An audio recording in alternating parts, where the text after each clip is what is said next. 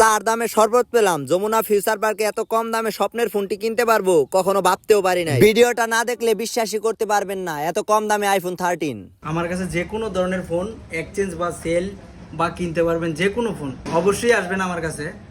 A few moments later, 2000 years.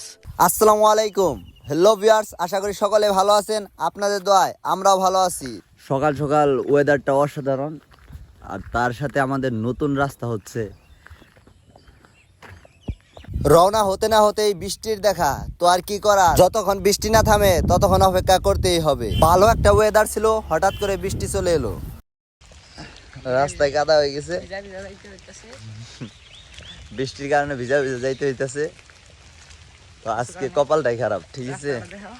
রাস্তাটার অবস্থা দেখাচ্ছি, শর্টকাটে যাওয়ার এই রাস্তাটাই। তো দেখতে দেখতে আমরা চলে আসলাম পাকায়। তো এখান থেকে সেনজি করে যাব আমরা গুড়াই পর্যন্ত, তারপরে গুড়াই থেকে আমরা চান্দরা চলে যাব। চান্দরা থেকে বাস নিয়ে সরাসরি যমুনা ফিউচার পার্কে চলে যাব। চলে এসেছি আমরা গুড়াই, এখানে একটু চা খেয়ে নিব। দুইটা দুধ চা দিন, ঠিক আছে, দুইটা দুধ চা দেন। বসো।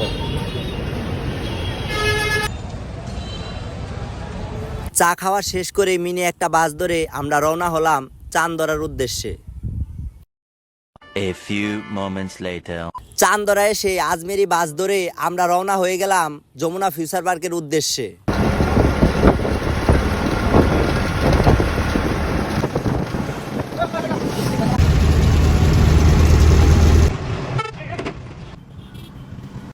A few moments later.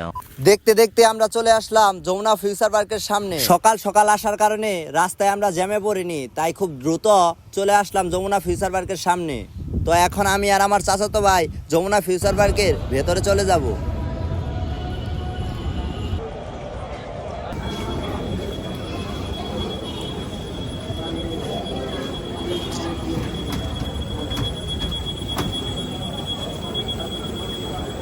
অবশেষে আমি আর আমার ছোট ভাই ভেতরে প্রবেশ করলাম। তো এখন আমরা সরাসরি চলে যাব অ্যাপল শোরুমে।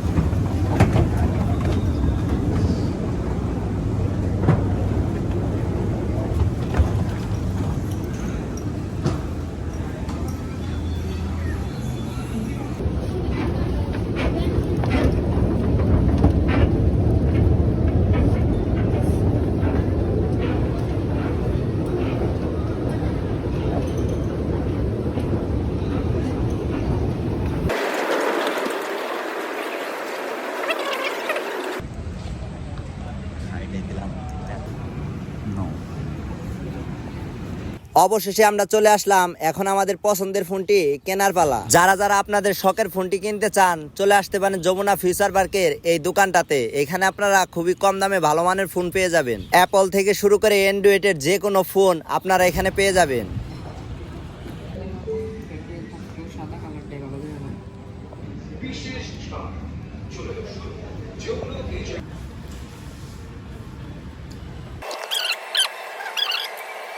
এই ফোনের ব্যাপারে সকল কিছু জেনে নিচ্ছি। আমি এবার এই ফোনের ক্যামেরা এবং ব্যাটারি হেলথ এগুলো আমি পরীক্ষা করে নেব। এই ফোনে দেখা যাচ্ছে 90% ব্যাটারি হেলথ রয়েছে। দেখতে দেখতে এই ফোনটা আমার এবং আমার ছোট ভাইয়ের পছন্দ হয়ে গেল। তো আমরা এখন সরাসরি চলে যাব ডাচ বাংলা এটিএম বুথে টাকা তোলার জন্য।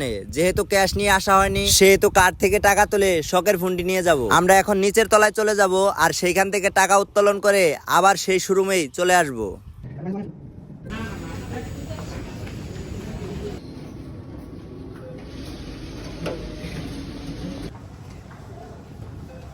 কার্ড থেকে টাকাগুলো উঠিয়ে রওনা হলাম আবার দোকানের উদ্দেশ্যে। দোকানে এসে আমার ছোট ভাই ফোনটা নিয়ে ছবি তোলা শুরু করে দিল। ফোনটা আর খুব শখের ছিল বলা চলে, তাছাড়া এই ফোনটা আমারও খুব পছন্দ হয়েছে। এইবার দেখা যাক এই ফোনটার প্রাইস কত বলে। সর্বশেষ প্রাইসটা বলেন।